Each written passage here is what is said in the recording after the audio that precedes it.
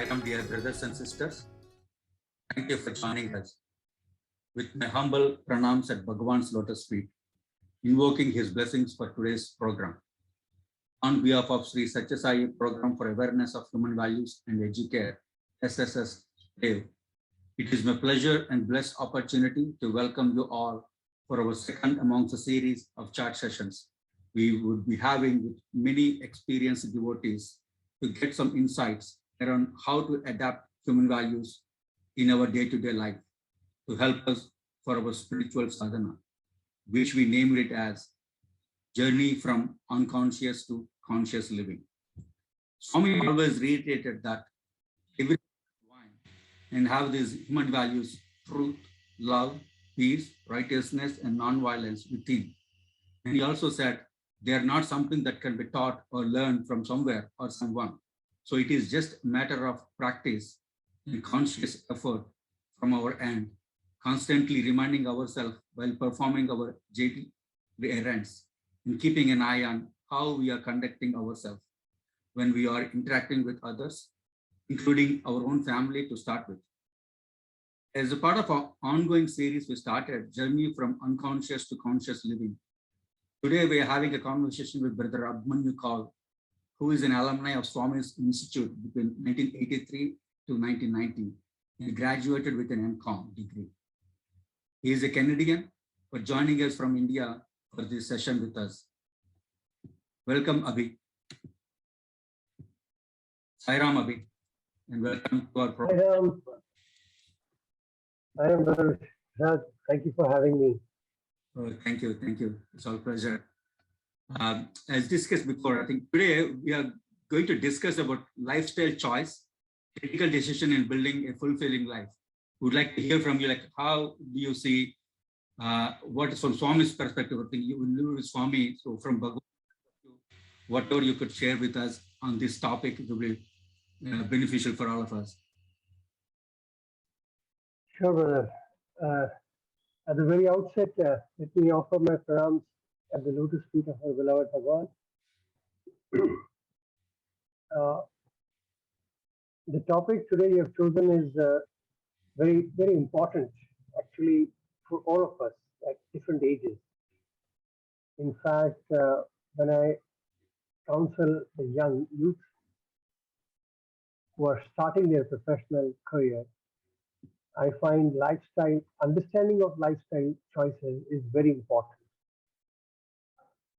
So let me share my thoughts on what is lifestyle. If I have to simply put it, everything relating to my living, my life is lifestyle. Yeah. So it includes basically my routine, my appearance, the choice of home, the choice of my cars, the way I want my customs, my culture, all of that determines the way I want to conduct and live my life. Yeah. So that is what the lifestyle is. So, well, I would like to start with what is the lifestyle? You started a good point, but is there a spiritual lifestyle to follow? If you really look at Bhagwan's approach to us in a very minute way, we will realize that in the Eastern thought process or the Vedic thought of living, if I put it that way, you find that the great secrets of life were hidden in our day-to-day activity. Like the way they said, wake up in the early morning between 4 to 6. Bhagavan would say not before 4, but 4 to 6. It's a Brahma Muhurt. Now scientifically you can explain the pros and the benefit of early morning, sunray, first time, all that you can explain.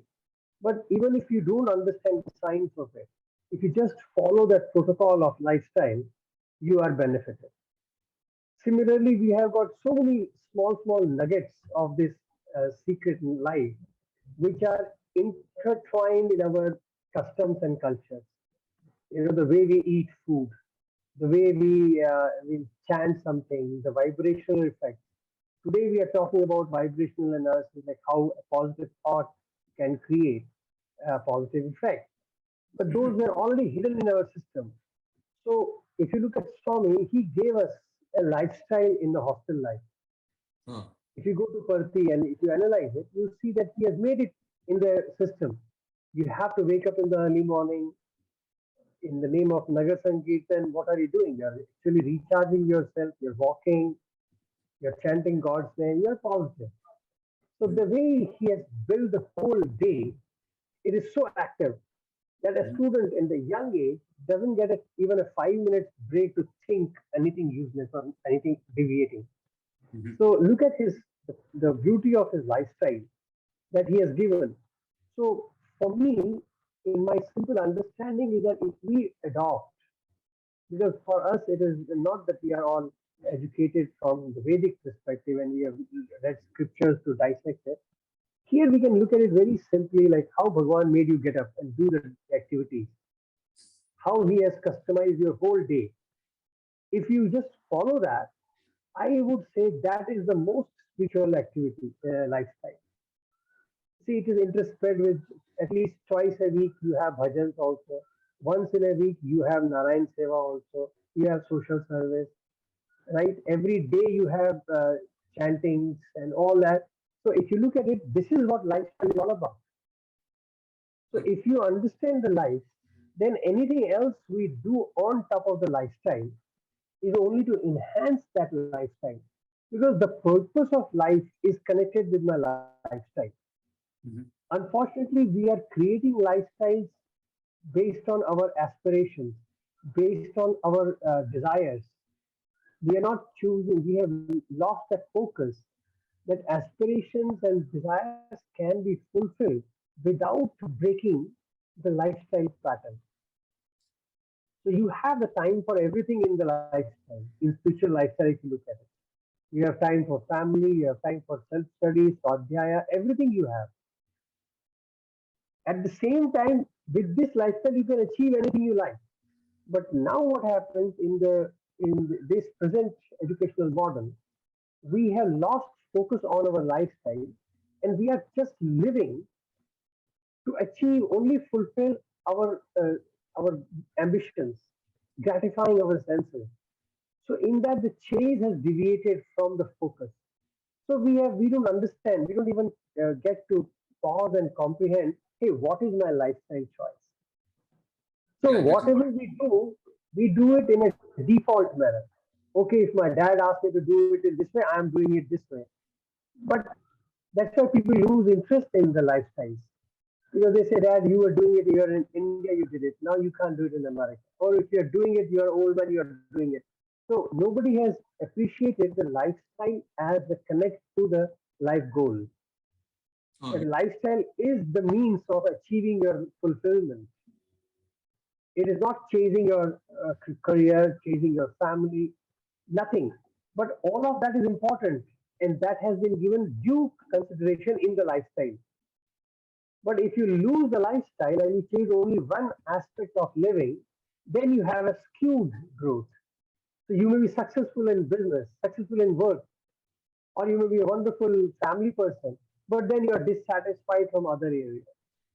So lifestyle is a very beautiful concept which brings all these threads together and allows you to live in a very fulfilling manner.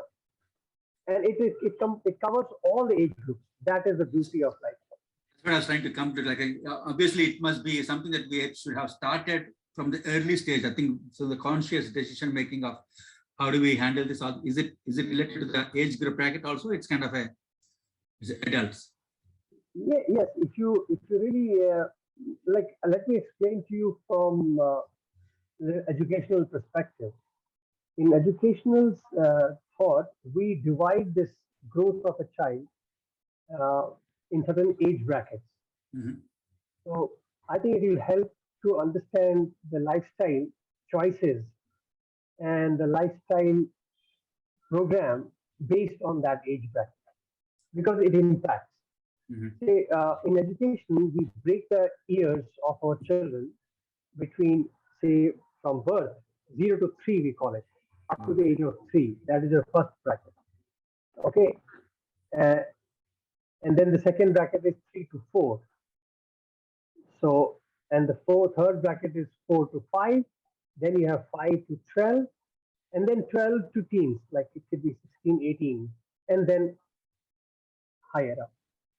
So basically, these brackets are uh, coined based on the learning curve of a child, how a child learns, and see how it is connected. Let me share that. It's a very beautiful and simple science.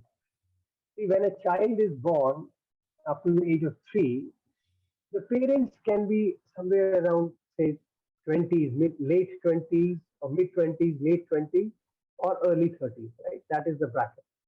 Even if you are late married, you will get, a child in that age when you are in your early 30s or late 20s, say, in that way, today's time. So, which means when a person is in the late 20s, just to make it Parent easy, contribute. he or she has to adopt to a lifestyle which is not only fulfilling for them but conducive to the child who is between 0 to 3. Beautiful. Yeah. Got it? So both have to align, because 3-year-old poor fellow can't tell you which lifestyle I want. He will only live the way the parents keep them. But he requires a lifestyle. And what is his lifestyle? The child's lifestyle is that he has to sleep for 12 hours a day or more, right? He has to be taken care of. He has to be fed. He has to be, looked after 24/7. So imagine his lifestyle is that, in that say space. So we, in educational definitions, we define these through some milestones. Okay. For example, 0 to 3, the achievable milestone that we're looking at is not to get him to speak ABC or to sing a song or to tell a lullaby. No. See, those things are academic milestones which a child will learn. Some children learn it faster, some later. Like, they say the girl starts talking faster than the boys. The girls start walking faster than the boys. And, it's very relative. But that is not the milestone that we are looking at, because these physical expressions can come early or later. But what has to be done as a foundation are different. So, from that perspective, we say that, for example, 0 to 3, the main focus of the child development is safety and security. Yeah. Safety and security, that is the foundation of the child.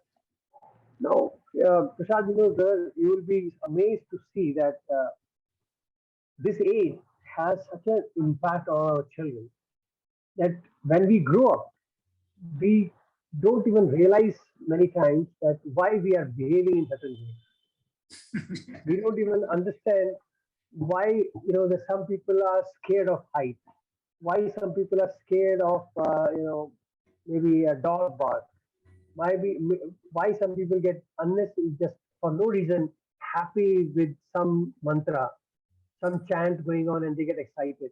Nobody understands, nobody can pinpoint and say why it happens. But if you do a what you call regressional therapies, hypnotic therapy, there are some areas where you can find out why it happens. Because in the childhood stage, when the baby was in the cradle, that time the baby has experienced certain things which have become an imprint in the mind. So when they grow up, that imprint becomes prominent, and unconsciously you are gravitated towards those things. But we don't understand it. And if in that age bracket your safety and security is compromised, then it will come out in a very, very different ways when the child grows up. And unfortunate part is that because the child is a human baby, they can't express themselves when they are baby. It's not like a animal's child that we can start barking at the same time. So human child's expression comes much later. So usually they find that the expressions of the children, that inner thing, starts coming out only after 12 years of age. So imagine the child is 14, 15. You see the expressions of children, and you wonder like why my child is behaving like this. He was such a quiet child, suddenly has become aggressive, or he was an aggressive child, suddenly he became saint. Why? What is this contrast happening? And this is happening because the child subconsciously had it something which is getting manifested. So people who start bullying in their high school ages, they who start speaking louder, they are very aggressive, they try to dominate others. These are the factors which indicate that in the childhood probably their safety and security was compromised. And those children who have the blessing of a very good family network, whose the childhood age 0 to 3 was in well protected, loving environment where they were fondled by so many people. Like we had joint family systems in India. So even if your parents are busy, there are some parents who are taking care of the child. The child was never alone, never unlooked at, never unwanted. It's like so much attention that the child were mostly pampered in those environments. So those children, when they grow up, you can see they have a strange sense of confidence in life, Mhm. and they don't break down easily because they have so much, the level of safety security is there in them that even if they face hardship in life, their safety network kicks back. Are you getting that? You see Yeah, how yeah. the analogy comes? So this is what now to provide that. Now imagine, look at the parents who are in the late 20s, early 30s. Mhm. Now imagine what they have to do in today's scenario. Mhm. Mostly they are both working, and now they have to supervise the child 24/7, which means they are either dependent on their parents, or they're dependent on some maid, some help, or they are sending their children to a kindergarten or a crashes or day school or whatever play school. See, there are so many options they have to adopt on. Now, because there is no personal connect, the liability of the parent, you can't replace a parent. Mhm. Now, the child is in a very beautiful, say, a play school. They take care of it very well. But there is a possibility that the child can experience something there. Another child may be misbehaving, another child may be neglected, and the child watches that person. Nothing happened to this child. My child is still safe. But the child is exposed to something. He's seeing other child fell down. He had an accident, and this my child is watching. Yeah. And the teacher comes, takes care, everything is done, and everything is normal in an hour. But the child has watched, he has seen it, the imprint has gone in. So when I come to pick my child up in the evening, everything is normal. My child is safe. Nothing happened to him. But the impression of that has gone into the system. I like what you how you're connecting it, because when we're talking about the child, we cannot just look at purely from the child's perspective. We should see across who how he or she is getting influenced, the parents, the community, society, and everybody. I like that. Yeah, please. Yeah, thank you. So it's very important because sometimes we are genuine. Parents are very very honest about it that we have taken the best care. We have sent the child to the best possible daycare. We have the possible help. So parents are doing their best, but you never know what triggers what, right? You cannot replace a mother, even if the mother is at home doing something, but her sixth sense is always on for the child. I have seen so many parents in America. I have got sisters and all their babies. They have put cameras around the children, and if the small little squeak from the child and alerted wherever they could be in the house, there will be alarms, and there are indicators that okay, my child is woken up. So they rush. So there is so much of precaution taken Mhm. that you cannot expect that from others. The same kind of commitment. If you get it, great. Mhm. But the fact of the matter is that what a parent can give, child cannot, others cannot give, right? Because they are Mhm. anyways they are doing their duty. But parents are not just doing their duty, parents are living their life. It's an extension of their life. So what happens here is, this is where Swami comes into play, and he says, when people ask, did is Sai Baba against working? Should ladies work or not? Swami has never been anything like that, because he is allowed. If you know, there are girls everywhere. The girls as a teacher, they work. So and he has provided them with professional training. If he was against anybody, then why would he provide professional training? And the first college he started was Anantapur College. So basically, from the perspective of in empowering anybody, Bhagwan has been one of the most boldest leaders I've ever seen. You Good know, discrimination. but the fact is, he would always leave it to our discretion, our judgment, that you have to decide. Just because I have certain knowledge doesn't mean that I have to show off or throw and then do something. Just because I have the potential, it doesn't mean I have to keep showing off. Just because I've learned the art of archery, I can't pick up my bow and arrow and start shooting everywhere. The fact is, the knowledge is for my personal growth and development. Now, if I have to use it, when I have to use it, that is my discretion. I learn music doesn't mean that I should start off now singing all the time everywhere on the street. It is for my fulfillment. Now, whether I make that profession, whether I make it as a hobby, whether I keep it as anything, that is my discretion. And Bhagwan is fine with that. So we are free to choose. So what he only says, you have to have some kind of, what should I say, some kind of a checklist for yourself, a kind of a template. Like, what is my priority? That's important. Yeah. Okay? What is my priority? So at that age, when you have a child, what is your priority?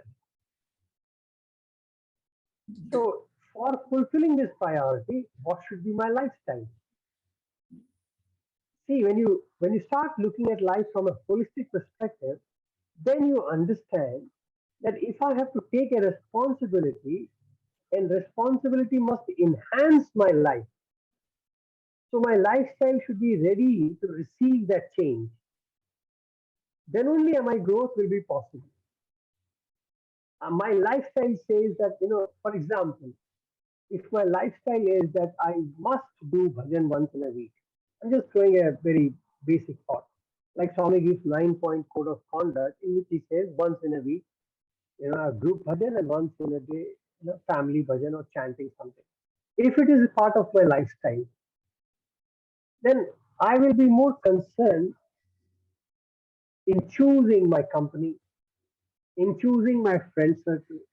Exceptions can happen, but exceptions cannot be the rule. I can't say every week I have something happening. Yeah. Then it is not the way, then it is not my lifestyle. But here what happens is, okay, I go every Sunday to bhajan, I go every Thursday to bhajan. Yes, I do that. And I do Narayan Seva or soup kitchen or whatever I do once in a month or twice a month. So this is part of my lifestyle. Now suddenly I gather a growth, physical, financial growth. Now financial growth happens, and I start saying that, look, now genuine. That is my dharma. My duty is to work. See, all the philosophy will come into play, right? Yes. Then I will start. Then I start philosophizing that, look, I have my duty now calling, so I cannot come.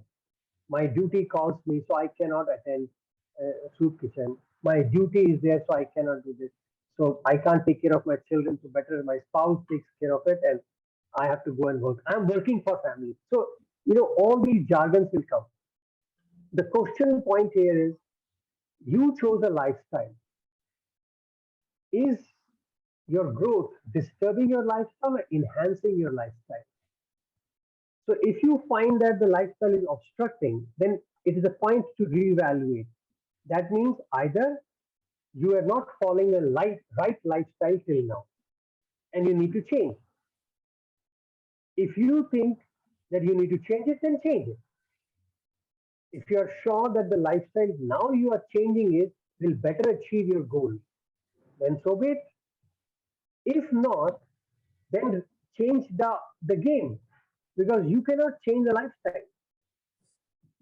So if you are changing the lifestyle, then be sure that the change of lifestyle is required for your growth. So it should, But growth cannot be measured only on one area. Okay, I'm going to get a promotion, hence I will change my lifestyle. No, we should, because then you are not understanding why in first place you started working, why in first place you were following that lifestyle. So that is the beauty of a lifestyle pattern. So Bhagwan very beautifully said that you can fulfill your need but never greed. yeah. You can anything you want for your life, you can have it. You can fulfill that, but greed cannot be satisfied. So the choice lifestyle actually becomes the rein, that anchor to find out, hey, this is what I follow. Now, is it right or not? Today I want to change it. So now my next question is, so was I doing it wrong so far? Or no, I need to change it and enhance it. Okay, then change it and see whether it works for me or not. So you change it and you realize that now my family is getting distracted because now I'm not spending time with my children.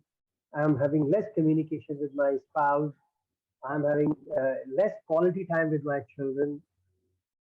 Then it's very glaringly in front of you whether you have made the lifestyle choice or not. Correct? So if you look at that way, then you understand that okay, now when my child is between 0 to 3, my lifestyle should be such a way that I should be able to spend maximum time with my child because they need attention It's always a and they need. that we should make, because if you leave the consciousness outside, then you will be influenced by the day-to-day routine and you get into the same trap that like a normal lifestyle. But if we want to make it a Yeah, lifestyle, we have to consciously introspect at every step, right? This is what. every time it's a constant introspection. You can say a contemplation. It's a continuously happening. So you have to keep asking question yourself that okay, now I'm getting to become. Say for example, I'm going for becoming a parent. Mhm. So a conscious parenting, that is what we talk about as a conscious parenting, is not by default that you became a father, now you're breaking your head as to what do I do now. There is somebody popped out and he's screaming. Now I have to feed him, I have to change him, I have to clean him. Now, now I run to learn. The second approach is okay, now I have a stage, grahasthashram as they call it. Okay, I'm getting into it. So what does it require? Which means I used to spend X amount of time at home first. Now I may have to do X plus 2, X plus 3. I don't know how much time is required. So which means can my lifestyle accommodate that? So it is like, you start moving in that thought process. And then you see, okay, how can we both balance the life in such a way that we neither neglect our other duties, but we are also able to accept a new responsibility in our life. And then only we can provide safety and security to our child, right? Safety and security does not mean having only a camera. It is a personal connect with the child. The child must, if he opens his eyes, he must see the parent in front of him. That is the beauty of safety and security. A split second delay in coming in front of the child, and when the child is up and crying, we might lose the game because the child has felt the loneliness. He has experienced what is being alone in a dark room. Finished. We just destroyed the whole safety network. So we don't know what will impact the child. So the safety and security is such a beautiful thing to start off the life with. That when a parent, so it is, if you look at it in a professional way also, you look at it that the person has finished the college, he has got at least some 7, 8 years of work experience. So the initial that excitement to chase life, to travel, to do things has happened to a great extent. And the one now the person is entering into a responsible age. So he or she cannot. I'm not saying stop traveling and stop doing, but the fact is now they know that okay, now enough of single travel. Take a rucksack and travel. Now it will be like a little bit of from a bike to maybe a van. But travel can continue. But now it will become a bike to van, sports car to maybe a minivan. So the change of lifestyle is required there. But that required the change of lifestyle should not be imposed on us. If it is conscious parenting, it's a conscious lifestyle, then you will naturally adopt to this. It does not matter whether I come for satsang in a bike or in a car or tomorrow in a helicopter. But coming to a satsang is important. Now today I have no money. I borrow and I say, Prashad, pick me up. So I hitchhike with you. Tomorrow I have enough. I come in a helicopter and land for do bhajan and then fly out because I have got big engagement. That's fine. But my lifestyle says that I must do 9-point code of conduct, which is I have to attend a bhajan regularly. So for that, if I come in a Mercedes Benz or I come in a borrowed car, it doesn't matter. Principle is more important. How your what is the definition of your lifestyle is more important. So if I have decided my lifestyle is that in which I need to spend X amount of time for X activity, I must do it. Now the only thing will change with my growth is the way I do it. Initially, I could have walked to that place. Now I'm flying to that place. So be it. But my connect with my lifestyle should not change. See, that's what happens in policy, right? You could be a peon, you could be a principal, you could be a director, you could be a politician. You could be doing all the work here possible, but when the bhajan time comes, everybody comes, takes off their shoes, and sits down barefoot in the same platform. See, what is that? So it doesn't matter how we came to Bharati, but how we sit is important. So leave the place, and again you are back into your own rules. That's fine. But when the time comes, you again come back. So they are called for Narayan Seva. You go to the stadium and pick up bricks and clean the place, help in construction. That time there is no hat of a judge or an engineer or a doctor. It is basically everybody Sevadan. So that is my lifestyle choice. That I have to do that. Now what I am behind is it's a material. See, this is the beauty of lifestyle. So I know my lifestyle says that I must serve, I must do this, I must do that. Period. And there is a time for it, there is a place for it. And if I know how to do it, then it doesn't matter. Then my growth will automatically enhance my lifestyle, will not obstruct my lifestyle. So here what happens is when I grow financially, when I grow professionally, I somehow neglect my lifestyle. And that is where the problem starts. If I put it in a different way, like while the lifestyles could be different, the spiritual lifestyle is always same, no matter what. Is it the right way to put it? I don't know, lifestyle different. Instead of saying different, everybody can choose their lifestyle. Mm-hmm. See, you can choose a lifestyle, I can choose my lifestyle. As long as we both feel that my lifestyle is giving me fulfillment. And what is my fulfillment? If I define my fulfillment to be in connect with my Lord, with myself, I need time for myself. And if I'm getting it, then it's okay. Mm-hmm. See, I may be satisfied with once in a week bhajan. You may be satisfied with 3 days a week bhajan. So that is your choice of life, right? Not mine. Mm-hmm. But the point is, going to a bhajan is important. Mm-hmm. None of us can say it is not important. That means we have missed out on one important element of spiritual lifestyle. So basically, it's not the quantity, like how many times you do it. Are you doing it or not? I mean, if there's a 9 point of conduct that you said, are we following those 9 points of conduct or not? Yeah. I'm just throwing because people are more familiar with the terminology of 9-point code of conduct. But basically, it is these are the elements which have been given by our masters, our scriptures, in what we can loosely call as a spiritual lifestyle. Mm-hmm. In which there has to be. You look at any faith, any spiritual growth, you have to have a time for uh, contemplation. You must have time for self-study, what they call swadhyaya. you have to read, you have to have time for service, which means you have to go and offer your physical service by hand. There has to be an element of these kind of gratitude. It is part of a spiritual being. As a human, forget spiritual being. As a human, these are our basic attributes. So, which means in our life, if these elements are not there, then something is missing. If I'm happy without serving, if I'm falsely thinking that I'm happy without doing swadhyaya, without studying, without contemplation, then a time will come when I will realize that I was living in a la la land. I was living in a very different, unfortunate part that I have missed out, because these are the elements which are so critical for our fulfillment. You understand? So lifestyle, when I look at it, lifestyle choices, it is very, very important. So today, if you look at safety and security for the child, it is exactly the safety and security for the spiritual aspirant to start in the journey. Mhm. Now, how safe and secure you are at the age of late 20s and 30s?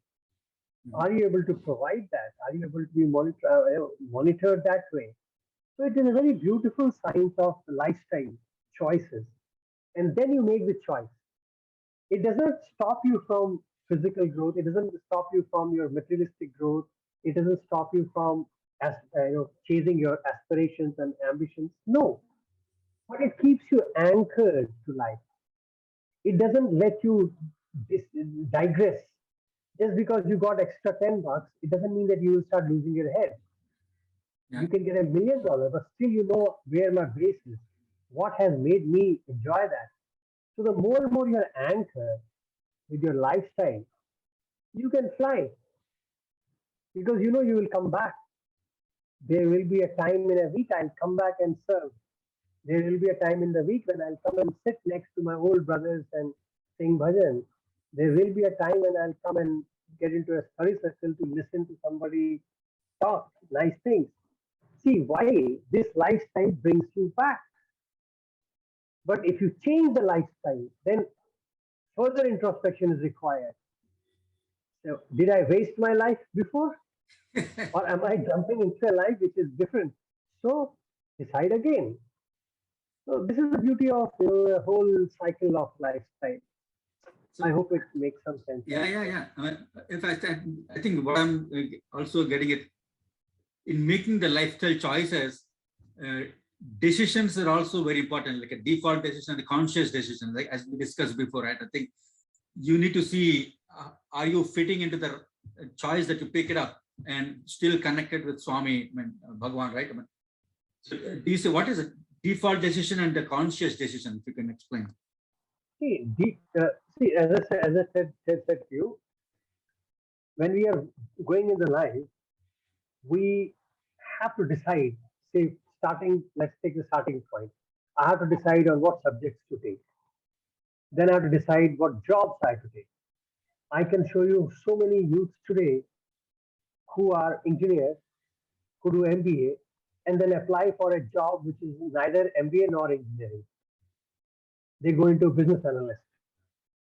So you wonder, like, hello, I have stopped those youths and asked them, like, do you realize what are you doing? You are an engineer. You did MBA. I can understand you want to get into managerial position, but now neither you are using your intellectual knowledge of engineering nor of MBA in doing your analyst job. Now, analyst job is a very different job. It can be done by a small training. You have spent 4 or 5 years of professional training for what? So the point is, if you really think of the conscious decision making, is when the parents are able to guide and help children in understanding the consequence of their actions. See, why do I choose a subject? Either I like the subject, I have affinity for it, I'm good at it. Or today, mostly the subject choices because hey, this line will give you more jobs. Yeah. So nobody is studying for the sake of knowledge. They are studying because it will give me a better income, a better so-called life. which I can have bigger house, better cars. That is what the visualization is. So that is why if you see the people are promoting also that do this business and you will have your own yacht, you will have a beachside home. What is all that? So they are giving you a lifestyle there. Do you want a lifestyle in which you wake up to the ocean view and then you have a car and you have race car? So this is the lifestyle they are trying giving you. So do you want that lifestyle? Then so be it. Then chase that. So it's life is very straightforward. What do you want? But if you think that having that life is fulfilling and happy, then you have a question mark. So don't mix happiness with that. Now you can find happiness there, but is it permanent? That I don't know. See, for that, that is where the whole game of spirituality comes into play. So we realize that what is that which gives you happiness is not cars, not houses, but house and cars are important. So how do you balance it? So now the point is when you make this as a conscious awareness, a decision, and I want to study it because I have an interest in it. I want to take up this job because this job will allow me to express my knowledge. This job is going to allow me for my growth, for my fulfillment, because what I know I'm able to share. That is what job should be, right? Imagine I have studied marketing and I am doing engineering job, or I have studied engineering and I am doing sales job. I can do, but will it be fulfilling? Because my aptitude is an engineer's aptitude. And here I am selling. So is it now which line is better? No, both are good lines. But is your aptitude according to that? So because now the industry is pushing me, the environment is pushing me, they are showing me that hey, engineers don't get paid so well. So get into sales and you will make more money. Now my choice is not based on my fulfillment. The choice is based on my some hypothetical goal, which will give me some hypothetical uh, leverage to make more money and to thereby derive some happiness. So the whole program is wrongly placed. Got it? Yeah. So if you look at the whole confusion, so the choice which people are making, they are not making is a conscious decision. People are not deciding based on we call it in sales language, it's an informed decision. Like a customer should buy, he should be an informed customer so that he can make his decisions properly. Now, for buying a small pen or a small gift or an item, you want to be an informed customer. Imagine for life, how informed one must be when you are handling, when you're talking about your life decisions. So, how much aware, conscious a person has to be. So today, unfortunately, we do not, have neither informed parents, nor the environment, nor the education system is tuned to that way that we can give a child, a youth, that kind of exposure and help them to make these lifestyle choices consciously. So most of the people are getting into by default. They fumble through the life, they learn through the life, they win, they lose, they get hurt, they succeed, and in that process, they chisel out to know, yeah, now I got it, and now I found it. Okay, I arrived. Yeah, I make money, but I'm still not happy. This is what happens in the. It's like default. You stumble, tumble, and then you reach, and you say, ah, I would say even if you reach that way also, I said at least you reach. But you can see there are so many people who just pass through the life and then they are forcing themselves to be happy that okay man, life is gone. Nice. At least I made money, I spent, I got the children done and everything. But did you have a fulfilling journey? That could remain a question mark. And Fulfillment. how many people really, how many people can pause to really introspect to know was it really a worthwhile? We don't know. So the when I talk about conscious decision making that you're asking, is that element that when I choose a life, am I choosing it with proper analysis, proper information, and then making a choice that I want to. Let me share one more thought here, Chandra. Mhm. You know, we say that when a child is in the early ages of their growth, say up to 12, 14 years, children usually have to follow the norm and the lifestyle of their parents, right? And we say that there's no choice with children.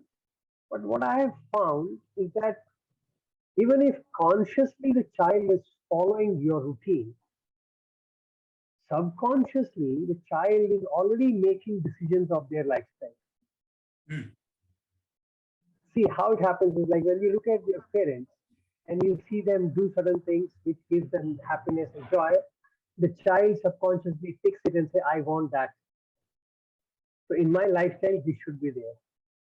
But when he finds that the parents are doing it, but they're cribbing about it, they do it, but they are tired and dissatisfied. They are like exhausted. He says, nah, man, I will avoid that. And so, in subconsciously, slowly, slowly, when he comes to the age when he is supposed to decide his lifestyle, he may not even be conscious of these decisions, but it will work for him that he will choose only those elements of parents which he has experienced as giving him happiness, joy, contentment. And he will avoid those things which he has seen his parents struggle through. So it's very important for the parents to come out so positive and so confident and happy through their life journey. Because only a happy parent can make a happy child. Of course. A dissatisfied parent and a cribbing parent can only say to a child, but cannot make a child happy. Then the child has to learn himself and find out, okay, this all made my parents unhappy. That means all of these are wrong. So what do I have to find? Now he has to start his journey to find what gives him happiness. So it is a chase, it keeps on going. So that is where I would say the scriptures, the spiritual gurus, our Bhagwan, people like them have given us certain template of lifestyle. If we adopt it, that's why he never said that this is an Indian template or this is an American template. It's a life template. Now, in that template, you can be anywhere in the world, you can adopt it to you. And the more and more you adopt it, you will become a universal brotherhood. Then you will know that it's fine. See, today also I can tell you very easily. So today, if as a Sai devotee, if I travel, like God's grace, I have traveled quite a lot in the world. In any part of the world, if I walk in, the Sai Ram and you are welcome. You can go into any stranger's home today, as long as you know that they are Sai devotees. They understand Swami. It's not that that the namesake Sai devotees. What I mean by is that people who have adopted Swami's lifestyle. If you walk into their home, you don't have to think. You don't have to worry. You will just fit into their life as if you are always living there. It's the same style. It is an experience universally because that is the beauty of Bhagwan's lifestyle. You can be in Australia, you can be in New Zealand, you can be in America, China, India, anywhere. You walk into a Sai devotee's life, you will find as if you are in your own life. So there is not a difference. This is what lifestyle is. They can be rich, they can be ordinary people. It does not matter. Yes, in one place you may have a gold plate spoon, or another you may have an ordinary stainless steel spoon. That's the only difference. Okay, so it doesn't make much difference. In one place, you may have a very good, bed to sleep in with a very like polished air conditioning, centralized air conditioning. In another, you may have an ordinary bed with a decent fan or a ventilated room. That is immaterial. But the lifestyle will not change. You will feel as if you're just in the same environment anywhere. See, that is the beauty of lifestyle. So that if you understand, if you take the template of Bhagwan, lifestyle template, and then fit into the age bracket. Like today, we discussed about 0 to 3, and for adults, it is late 20s to early 30s. See, this bracket, adopt the lifestyle, you're done. In this lifestyle, your spirituality is taken care, your secularism is taken care, your professional life is taken care, your family life is taken care. You don't have to worry about it. And we're talking about that conscious decision. Is there anything that you can, what is that that helps us in conscious decision making? Is there anything that we should keep an eye and like that helps us to make those decisions? Uh, yeah, it's a good question, but it is a difficult one to answer. Because, see, this also depends on our own perspective of life. If I have to put it in a very generic way for, say, a Sai devotee family, it becomes slightly easier. Because if my decisions are based on the word, on his lifestyle, then it is very easy for me to introspect and dissect the problem easily, right? So if I'm conscious of God, if I keep God as the pivot point, then everything I do in my life will fall in place. So, see, conscious decision making, if I say, what is it? It is deciding towards some end, right? So if I have to choose a car, why am I choosing a car? Why don't I go and buy a car? I choose a car because I have some imagery in my mind as to the comfort, the labeling, the social status, all that is required. Correct? So I have something higher than to choose a car. This. It is not a matter of car, it's a matter of other things which are making me go for a car. Am I conscious of branding? Am I conscious of my neighborhood? Am I conscious of so many things? Then I can come down to say which car. So it's not a decision of the car per se, it is those decisions which are impacting. Similarly, in the lifestyle choices, what is my umbrella? What is my upper level? That what is Ecosystem. my the horizon which I'm aiming for? And the lifestyle choice is God. So if I keep that as a platform or any such thing, if I want to make my family proud, if I want to have a fulfilling life, a God realized. So if you have something higher, then everything else in the bottom will become easier. So you should always have a goal. Goal is more important, which would influence your decision making and all. Yeah. So So vision, you can say, vision is God.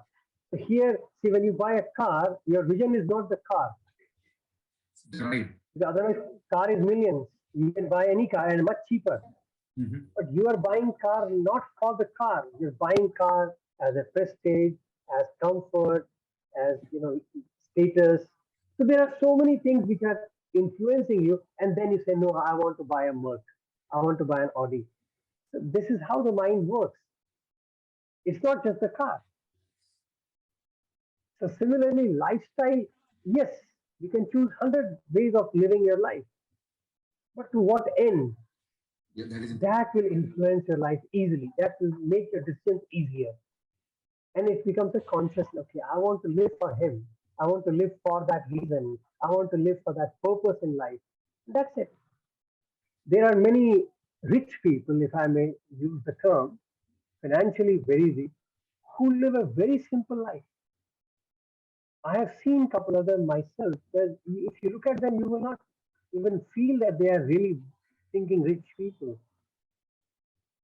They wear very ordinary clothes. Their house is very neat and but very Normal. it's not clustered, crowded with expensive stuff.